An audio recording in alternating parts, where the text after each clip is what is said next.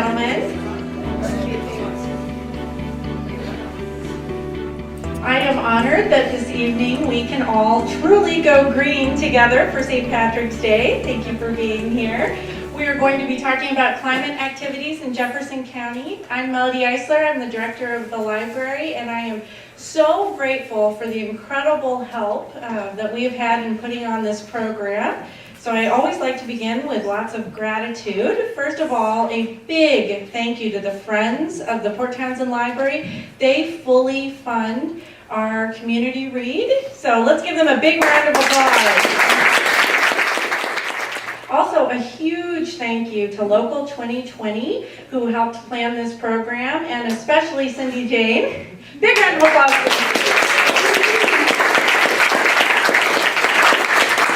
So Cindy put on our dream team this evening. Thank you. It's lovely when you have to figure out how to fit everybody in a room together because people are so excited and engaged in the topic. I also want to thank our panelists, and they will go around and introduce themselves when I'm done. And a special thanks to Dennis Dano from PTTV. He's filming tonight's program, and if you're interested in getting a copy, you can contact PTTV. He's also filmed a couple of our other programs. He did James Frazier's Sustainable Investing. He's also going to do the Tribal Treaty Rights program, so we really appreciate these really important programs that a lot more people can see thanks to PTTV. So thank you, Dennis. All right, now I'll start with having the panelists introduce themselves. Thank you. I'm Betsy Carlson. I'm currently the Citizen Science Coordinator at the Port Townsend Marine Science Center. Case Golf. I'm President of the Board of Jefferson County Recyclery and also Chair of the Quimper Unitarian Universalist Fellowship Green Sanctuary Committee. My name is Judith Alexander, and I am the facilitator for the one-year-old Local Food System Council. And I'm Richard Tucker, Executive Director of Jefferson Land Trust.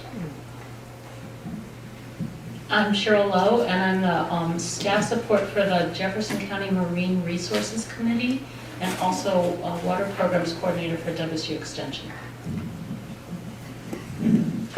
I'm Deborah Stinson, and I'm here tonight to talk about the Climate Action Committee and also the President of the North Olympic Peninsula Resource Conservation and Development Council. Hello, my name is Stevie Rippey, and I am with the Port Townsend High School SFS program. I am on the leadership board, and my wonderful, my wonderful advisor, Laura Tucker, is in the back. She will also be presenting with me.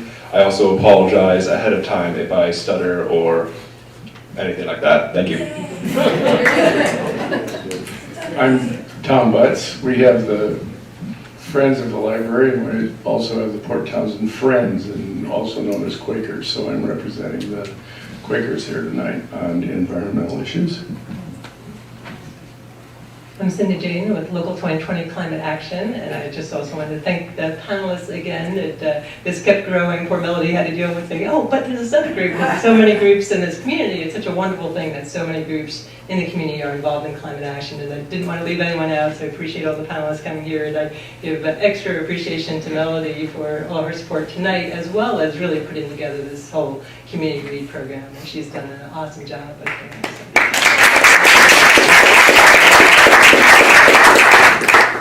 I'm Sidoni Wilson, and I'm the facilitator for Citizens for Local Food 2020. I'm Lisa Crosby, and I'm a member of the Local 2020 Beyond Waste Action Group. I'm Larry Dennison, and I'm a member of the Local 2020 Steering Council and the Energy Action Group, and specifically under the Energy Action Group, the Energy Lunch Program, which we just had this afternoon, as a matter of fact. I'm Polly Thurston, and I'm with Local 2020 Art for Earth, and also with me are going to help me present Amy Ringel, who is part of Heart Circle Action Group, and Dana Pendel, who is also Art for Earth. Great. Thank you, Polly. So Hi, everybody, and good evening. Glad you're here. Thank you. I hope you all walked or rode your bicycles. I know Case did, because he called me yesterday. Carpool. Thank you, and I'm going to talk a little bit about the volunteer opportunities at the Port Townsend Marine Science Center, a little bit about what we are doing. We have an ongoing campaign called Gone Green. Have you all gone green? Well, go blue, because going blue means thinking about ocean literacy and thinking about the conservation and care of the local Salish Sea. So a lot of what we do is about education about the marine ecosystems that you can all see around us and that we benefit for. Did you know that 70% of the Earth's surface is covered with oceans, at least? And that 95% of the water on the planet is in an ocean. Everybody take a deep breath. Ready? Let it out. Feel good. Take another deep breath. Let it out. That second one you can thank all the plankton in the ocean for. Okay, so just be grateful. Oxygen that we breathe every day, 50% of our oxygen comes from plankton in the ocean. Anyhow, so as far as things that are available at the Port Townsend Marine Science Center, we have 2 exhibit areas. There is the orca exhibit on land, and up there you see a fabulous crew of volunteers. We are so blessed with the most amazing volunteers at the Port Townsend Marine Science Center. We have a list of names that goes up into the 900s. Now, not everybody, granted, is busy, but we're very well supported with a fine volunteer network. Anybody interested in joining us is welcome. And if you see that orca skeleton, that is Hope, and Hope was washed up on shore about 13 years ago, buried under the ground so she could get rid of, they could get the bones eventually, cleaned up, articulated. Hope came in with the highest level of PCBs ever measured in a marine mammal, to like 1,000 times more than anybody, and they believe that could be a part of what caused her to pass away. She was a transient orca. We also have touch tanks, we have a fabulous marine exhibit, and we are talking a lot about climate change, and we're talking about ocean acidification. Just today I was at Chimacum High School talking with their environmental AP group about ocean acidification. Next week we're going to Taylor Shellfish, where ocean acidification has hit now. It hit actually several years ago and hurt the production of their oyster spat. So that is very real. Sorry, you can turn it. I have the fabulous, I think this is the best job in the whole Olympic Peninsula, is I'm the citizen science coordinator at the Marine Science Center, and we go out and we have a variety of different projects that take a fairly sophisticated level of concentration and expertise in order to carry out some of these volunteer projects, and some of them don't. And one of them we do is we look at is a project called Sound Toxins.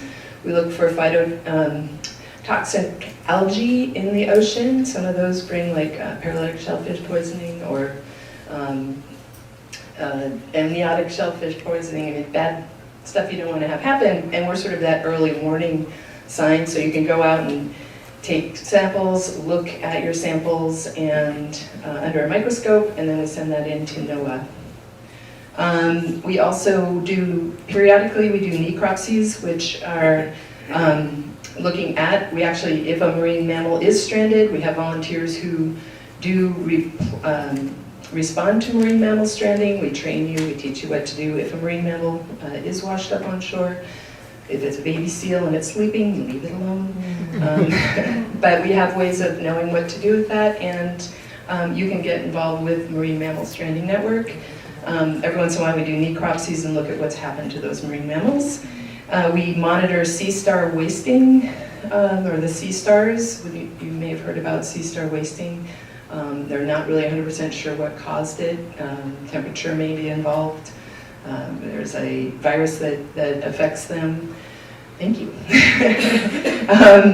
We are looking at harbor porpoise acoustic monitoring project. We're trying to see, we're looking for when we see harbor porpoises and parallel link that to sound that is recorded through a sound device, and I'm getting the red flag. But anyway, there's a wide variety. Go on our website, it's ptmsc.org, and you can find a lot more ideas about volunteer projects to get involved with. So thank you.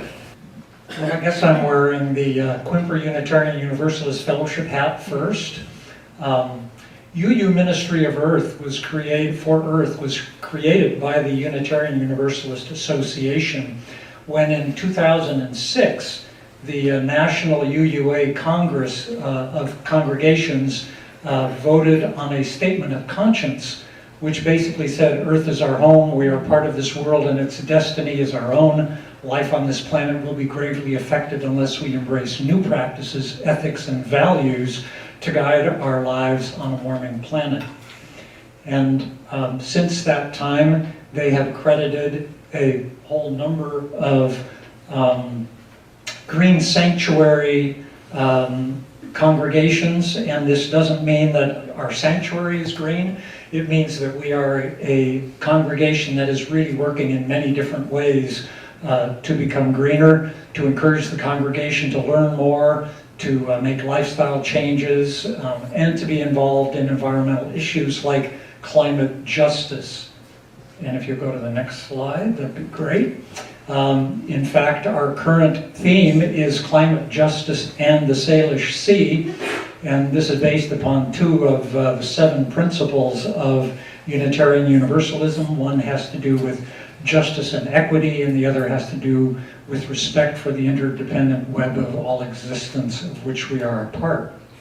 So one of the things that we routinely do is we give an Eco Hero Award every year. And last year we gave it to 3 local tribes, including the Lower Elwha, the Jamestown S'Klallam, and the Port Gamble S'Klallam tribe. And in an absolutely beautiful ceremony, they sang for us and we honored them for the millennia of during which they have really cared for the environment and what we can still learn from them. Out of that, many of us around the region have committed ourselves to supporting the Native peoples, and that actually started back in 1987, and then again in 2014, there was a declaration signed so that we basically are committing ourselves to, quote, stand in solidarity with our Native neighbors to safeguard the traditional lands, waters, and sacred sites of their peoples from destruction. Many of you are probably aware of the fact that, in fact, Native peoples are often on the front lines, and we really need to join with them for our own sake as well. Yeah. So come back next Thursday for Tribal Treaty Rights. All right, there we go. The Eco Hero Award also went to the Port Townsend High School Students for Sustainability, and here they are doing their wonderful plantings and all of their other wonderful things. So another example. The Green Sanctuary Committee also helps sponsor vigils and rallies around different issues, Keystone Pipeline being one, anything related to global warming, climate change, and social justice we'll hop on and get involved with. One of the pleasures last year was that we hosted a fabulous duo called Emma's Revolution. They're coming to town again. If you missed them last year, they are absolutely amazing. Their songs have been praised by people like Pete Seeger, and they just put on a great show of peace-related and earth-related songs. So please come and join us on Saturday night, April 16, and you'll see posters out for that. And I don't know why I included this, but I was just blown away when Pope Francis came out and said that it was time for courageous actions and strategies. And so I just wanted to say that. The Unitarian Universalists, we accept the truth as we see it, as other people see it from all religions, including from Pope Francis. And then finally, again, this commemorates our commitment to doing more for Native peoples. And finally, there is a month of climate justice that starts on March 22nd, World Water Day. Any person can sign up and join this effort. You don't need to be a congregation. Just go to www.committorespond.org. And it's a coalition of people all over the country working for climate justice. Perfectly timed. Next up. All right, moving right along, the recyclery. Our mission is to promote bicycle use for a healthier and more sustainable community. And of course, we believe that bicycles are a very good way to head in that direction. And we are a full membership, nonprofit, full service, local community owned and run bicycle center. Our full service bike shop provides about 2/3 of the revenue that we use to just keep providing low cost refurbished bicycles to the community and help support many of our programs. We have an open community shop day.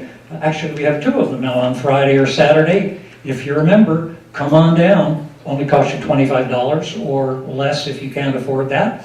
And you can use all of our professional tools and get professional supervision on fixing your own bike on Fridays and Saturdays. We have an Earn a Bike program. Volunteers get to put together their own bikes after they volunteer a certain number of hours. We have numerous bicycle education programs, and I'm currently looking for people who will help me at Blue Heron. We're going to put all the 6th graders and all the 8th graders through another bicycle course, starting the 2nd full week, actually starting Monday, April, I think it's somewhere around the 11th. So if you're interested and you want to get out there with a bunch of middle schoolers who come racing out of the door to bicycle during their PE class, well, Carol can do attest to this, and so can Larry and other folks who've done it. And then you take your bike, and we put 6 of these students on a bike, and you go trail riding, road riding, and they just love it. Recyclery, come on down, full service, or do your own thing. Here are students who absolutely hate PE bike ed, as you can tell. Okay, and even when it's pouring rain, they love to go out there. This is out in Chimicum, and there was this leaky downspout, and what do you know? I heard this screaming behind me, and they didn't go around the downspout. They went right under the downspout. I mean, these kids are just awesome. They love biking and they love getting wet. We also have a middle school mountain bike team that goes out riding regularly. If you want to ride with them, they go out twice a week. And this June 5th, we're going to have the 2nd annual Tour de Forts, which allows you to ride around to all 3 forts out here on the Olympic Peninsula. This year we're going to extend it to include a 100-miler all the way down to Quilcene. So come and join us. Last year we raised over $5,000 through this for our bike ed programs. And we're working on a bicycle skills park at the Mountain View Commons. Have a meeting tomorrow and next week with people from the school district and the city to continue to further that along. Again, a wonderful opportunity for local people of all ages and abilities to go ahead and to bike around. May is National Bike Month. Please hop on your bike, do whatever you can. And here's my favorite picture, this young middle schooler who is just really into it. And to me, he says what the future is all about. Thank you very much. Hi there, I'm Judy Alexander. I'm going to tell you about a new group. Many of you probably haven't heard of it unless you've read about us once or twice in the newspaper. It's kind of a quiet group still. It's called the Jefferson County Local Food System Council. We are, we have one picture to show you. That is a picture of the Local Food System Council. I believe the first month we met, which was a year ago last January, and we put up our dream list of projects that we would work on. And we were able to vote with those little dots, you know, what we wanted to work on. We've come a long ways from those days. We spent the last year kind of organizationally getting it together. We grew as an idea and ultimately a team out of a fairly long discussion in Citizens for Local Food. It came out of the Local 2020 Food Action Group. And we felt like other communities and counties and regions and even states have local food system councils. And we felt like we wanted one since we have such a great food ethos in Fort Townsend and Jefferson County. So the idea of a local food system council is that you populate this group, which we capped at 20 members, with people from all different parts of the food system. And I'm going to tell you, since I don't have a picture of us as a council, I'm going to tell you who is on it and how we represent that whole system. We have several farmers on the council. We've got Amy Rose Dubin, who's a goat farmer and goat cheese maker out in Chimicum. We've got Megan Mix, who's a farmer at Spring Rain Farm. We've got Catherine Durkin, who's a farmer at Midori Farm. Steve Baker is going to be a brand new member. He's a permaculturist, used to farm. Oh my goodness, halfway. Is that 2 minutes? That's your 3-minute warning. Oh my God, okay. So I'm just going to read. Brendan O'Shea from the Food Co-op. We've got Hani Witzig, who's the produce manager at Chimicum Corner, and a brand new member who's joining us next week, Buddy Vilguth, who's a QFC food manager. So we've got mainstream grocery stores as well as locally more healthy food, obvious. Laura Lewis, Jerry Kiefer from the Public Health Department, Kayla Boyd from Mama's Harvest, Heather Graham, Lisa Crosby, Food Waste Management, Dennis Stearns, a food law attorney who litigated the Adwala and what's the other big food case? Jack in the Box. Yeah, he's an excellent, excellent food law attorney who happens to live here half-time. Anyway, Eric Taves from the Port of Townsend, a woman named Joan Marie Eggert from South County, end of Coyle, and I'm forgetting one person. Oh, Stacy Larson, the new manager of the food system at the high school, the food manager at the school. So the idea is, with all of us around the table, I forgot Tessa Gowan, seed grower, Seed Dreams owner. So we've got seeds to food waste management, everything in between. We sit around the table, we talk about what our food system needs, and if you guys understand systems thinking, you have to understand that you do one thing to the system, it changes a lot of other things in the system. So we hope to work together with the awareness of systems consciousness to increase our access to local food, increase our consumption of local food, increase our market for local food. I want you guys to be thinking about how you can increase the amount of local food you eat in your diet, because the market is going to be what drives the success of the farmers being able to sustain their businesses into the long run. So our mission statement, I will read to you quickly, is working together to create, expand, and strengthen a local food system that is accessible. We wanted it to be accessible to all income levels, healthy, mostly organic, pretty much, sustainable into the future, and economically vibrant. We see the food system locally as one of the sectors of our food economy that is growing probably faster than many of the other sectors of the economy. So we have another reason to want to support food and local food.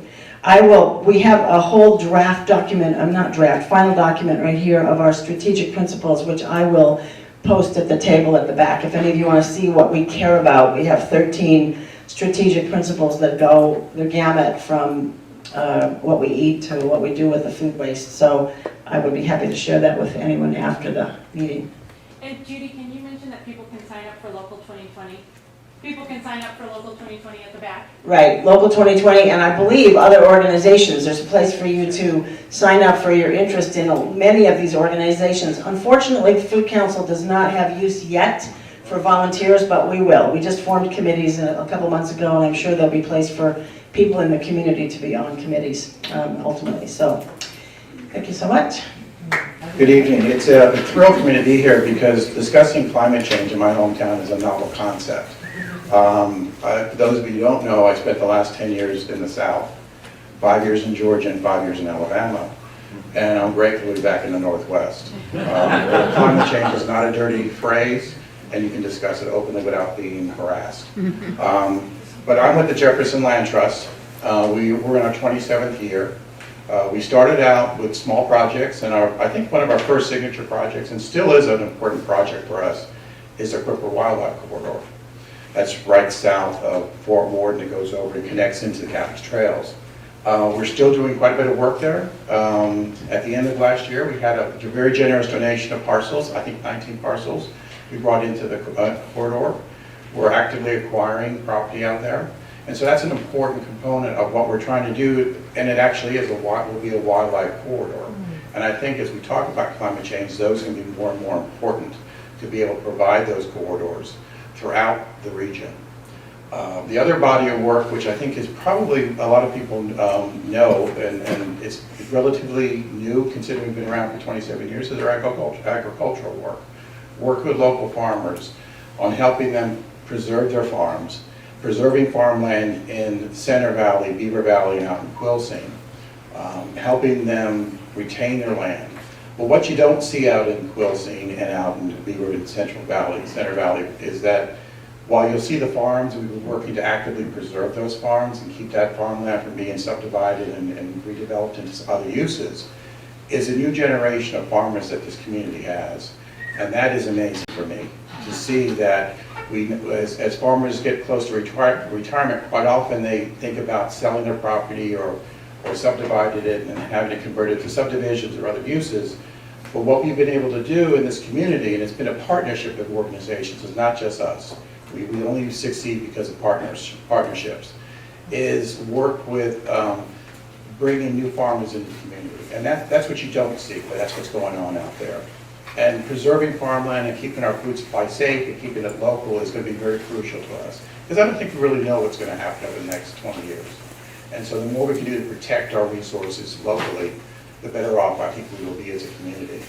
The other body of work that we're very excited about is our Working Forest program.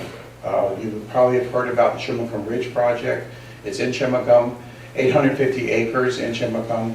We're working with a group called EcoTrust Forest Management to permanently protect that property. We also have another property we're working with 850 acres over in the Mats area. And so that'll be 1,700 acres of working forest land with a sustainable harvest model and a community forest model. So that's important too. And what people don't realize, and I didn't realize, is that there are 19 tributaries of Chimacum Creek coming off of that ridge. And so by preserving that and keeping it forested, and one of the novel things about buying or acquiring forest land like this is that it hadn't been clear cut first. There's still standing timber on that property, there's still habitat up there, and there are 19 tributaries coming off that. So that's water quality, water quantity, and it feeds into Chimacum Creek, which is one of our projects as well. We're actively working on preserving the riparian areas on Chimacum Creek. We have a big project down in the Duckerbush. Last December, we closed on 140 acres of riparian area along the Duckerbush, but that was in concert with another project with the Trust for Public Land and another organization to acquire a conservation easement on, I think, 2,400 acres of property adjacent to that. So when you add that all together, what we're doing is we're keeping those riparian areas covered, keeping the forest covered. That controls temperature, it controls water quality and water quantity.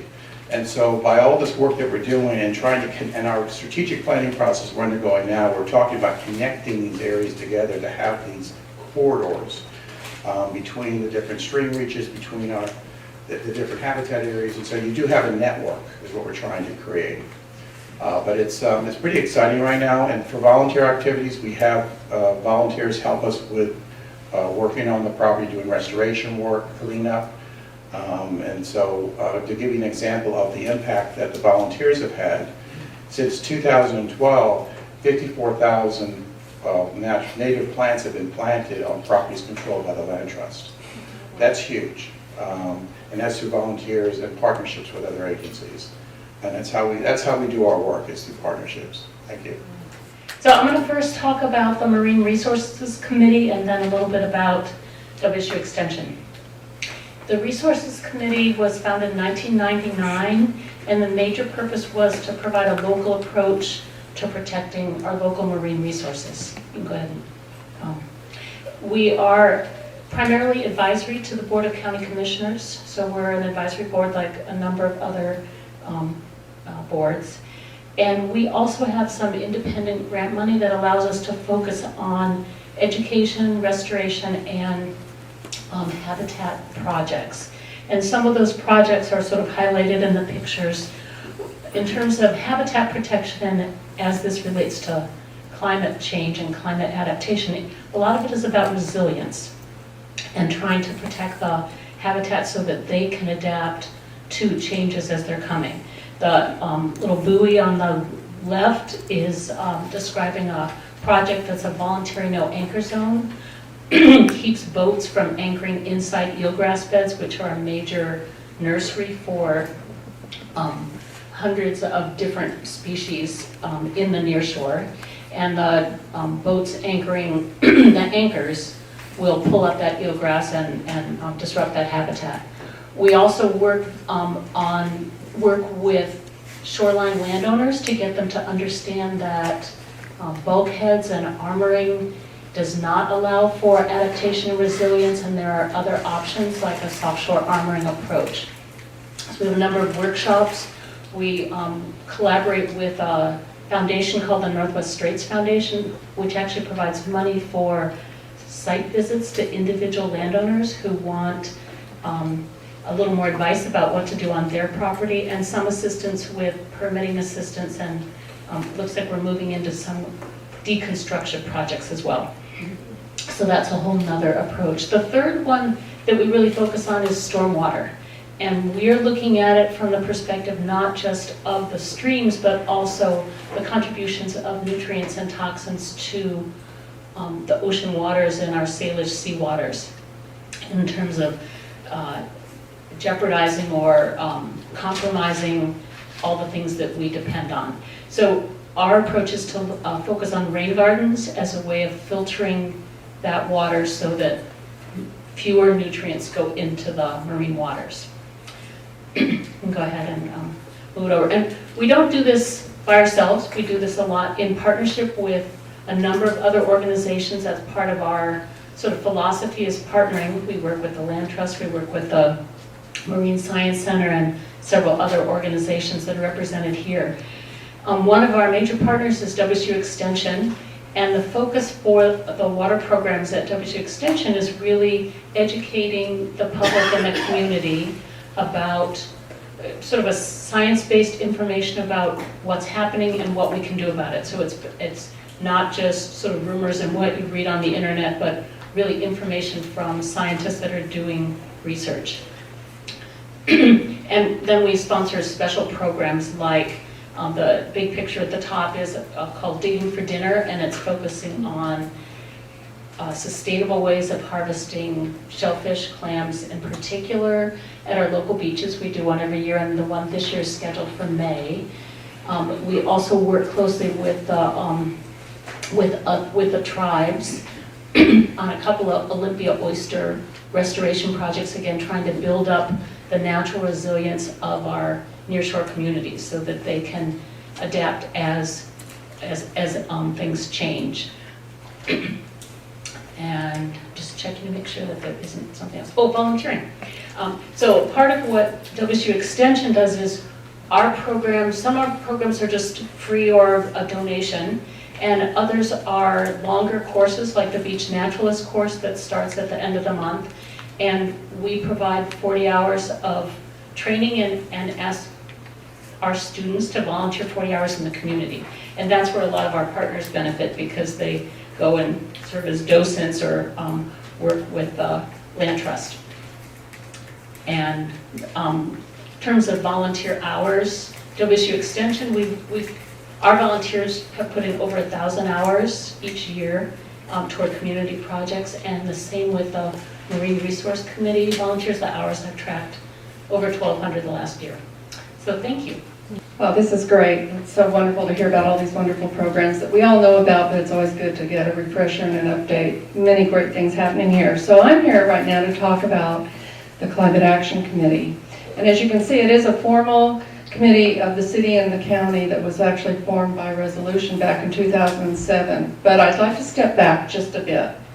to late 2006, when just a handful of citizens came together and said, you know, climate change is a big deal. It's a big, hard deal. We're all working on it individually, but we're not going to get anywhere without our governments working with us. And so this handful of people formed what they called, I think we gave ourselves 5 minutes to come up with a name. It was the Climate Protection Task Force. And I would like to acknowledge Case Call, who was the chair of that effort, and Marianne Huxtable, who was also a principal in that, as well as Thomas and Joanna Lohr, who are sadly no longer here with us, and Bill Wise was another great contributor. But what we decided to do, we took some time, looked at all the different options to get local governments involved, looked to see what other places were doing, and we also decided we needed to find out exactly how much were we contributing here in Jefferson County and Port Townsend. So we set out as a citizen task force with the blessing of our local governments to do an inventory. And that inventory was completed and based on 2005 data and has been published. And the results of that inventory, we were able to take it to our city and county government entities to get the resolution passed to where Jefferson County and Port Townsend will reduce our greenhouse gas emissions by 80% below 1990 levels before 2050. Yahoo. That's pretty impressive. So part of that resolution was, okay, how are we going to get that done? Well, we need an advisory committee. So that's where the Climate Action Committee came from in 2007. And that committee has been made up of representatives from the city, the county, the port, the PUD, business, schools, students. Transit is a big part of it as well, and citizens at large. So we've been working on this now for a few years.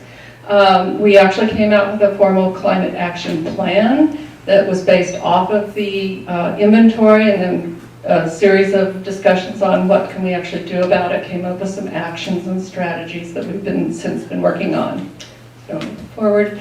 So in phase 1, we started with government leading by example, which really was about conservation and efficiency. We hired with several of the government agencies through a grant. We had a resource conservation manager that helped us look at what we could do within our little tiny slice of the pie within government, which really is kind of a tiny slice of the pie.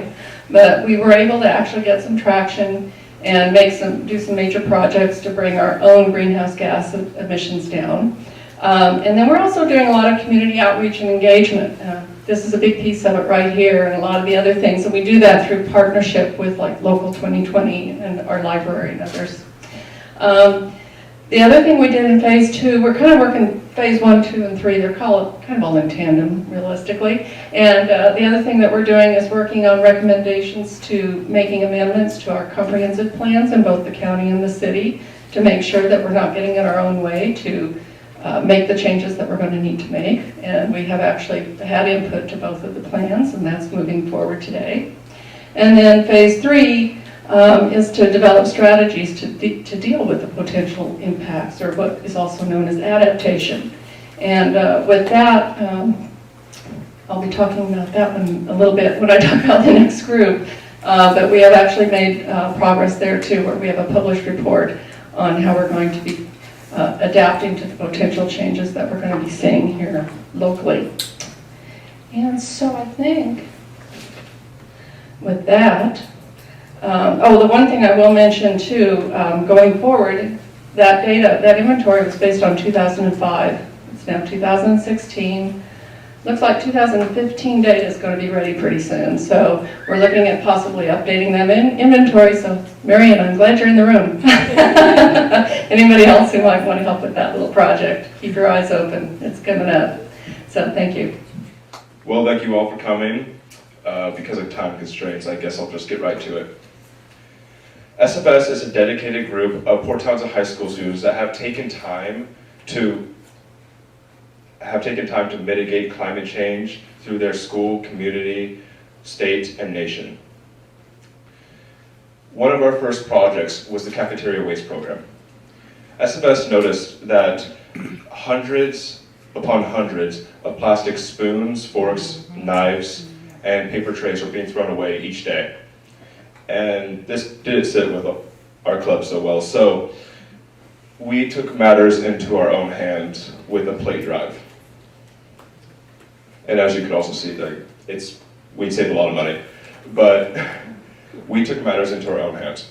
So with the loving community we have, we held a plate drive to gather 600 plus plates to distribute throughout the schools and hundreds of pieces of utensils to distribute as well. We have distributed it to Blue Heron and Grand Street schools. We are still working on getting them distributed at the high school.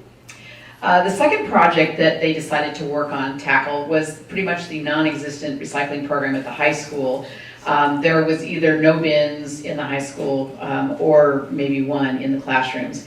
They did a really interesting thing first. They were like, well, why aren't these being emptied? And they found out it wasn't in the custodian's contract. So they did something kind of interesting.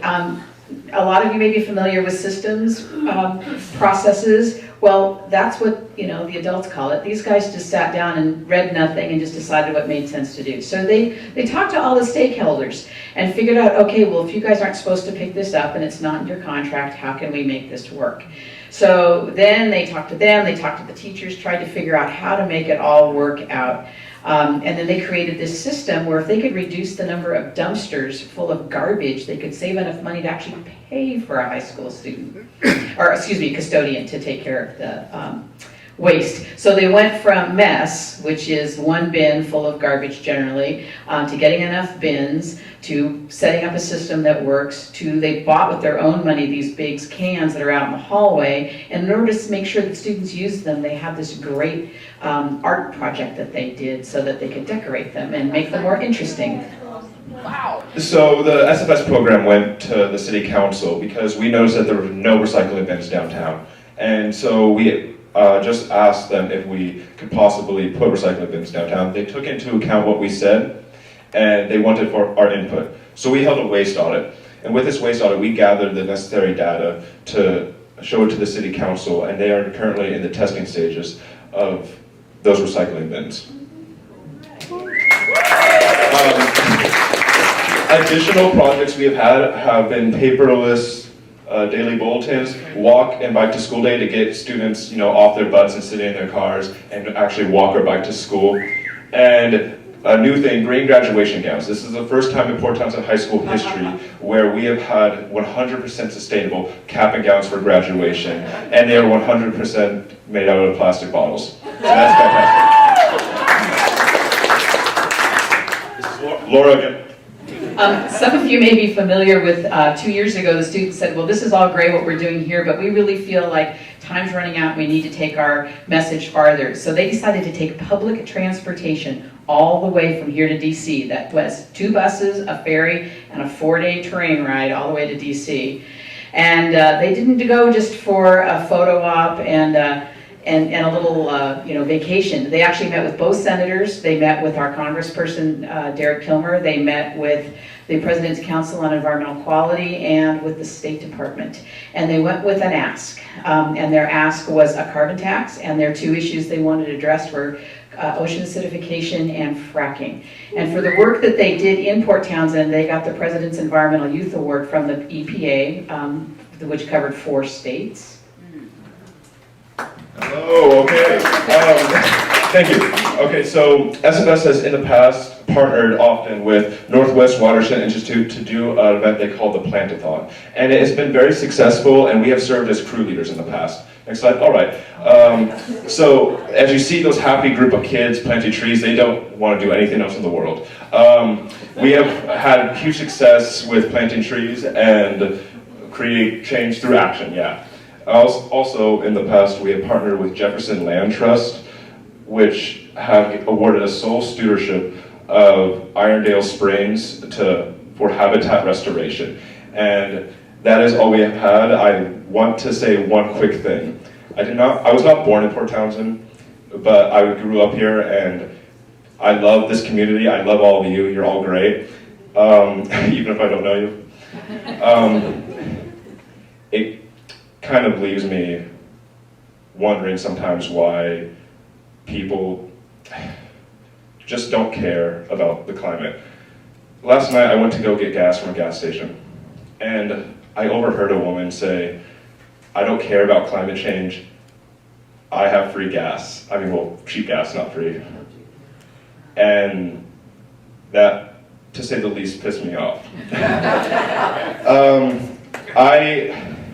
I grew up near Cappy's Trails, and I love walking through Cappy's Trails. It's beautiful. It's like you're in a different part of the world with different sections of Cappy's Trails. I love it. I love Fort Worden. I grew up in nature, and I want to preserve it. I want to do something, and it starts with us. Honestly, it makes me mad when people deny it, because there's lots of research. We have to do something. I grew up in Port Townsend. I love this community. I love nature. I don't want it to see it go away and be reduced to nothing. Thank you.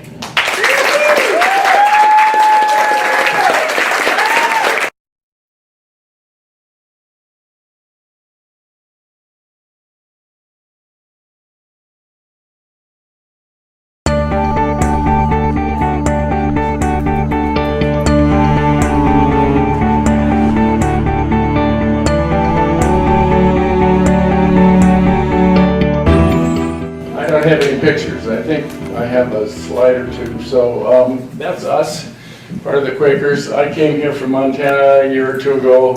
And in Montana, we have tens of thousands of Quakers, but we call them Aspens, and that's about it. So here we actually have more Quakers in this town than we do of all of Montana.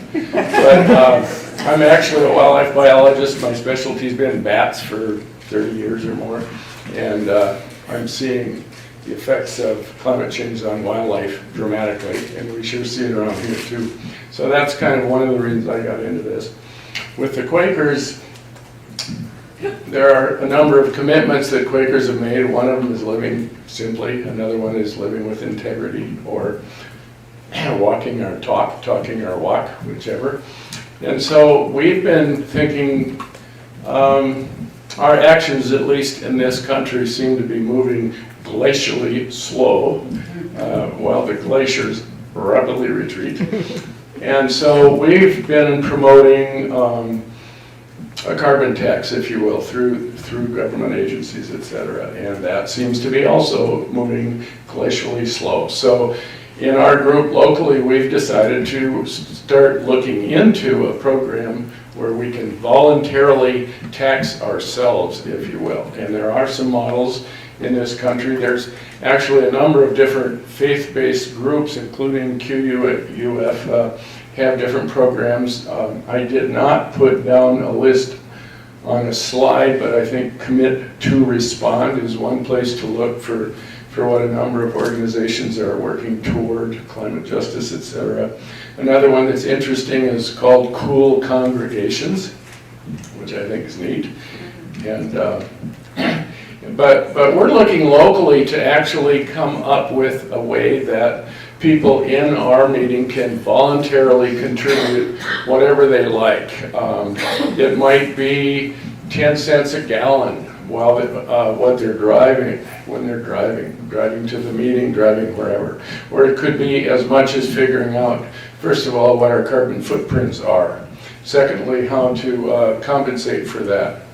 And so we may, if people want to, they could contribute as much as they want. One of the things that I've been looking at using carbon footprints is figuring out what my contribution is. And I think, the carbon footprints vary dramatically, really, but they tend to come up with some kind of a figure. So in my case, it's about 6 or 7 tons a year of carbon dioxide. And then there's a lot of ways that you can come up with figures for how much to charge for that. But a standard figure is about, $10 a ton.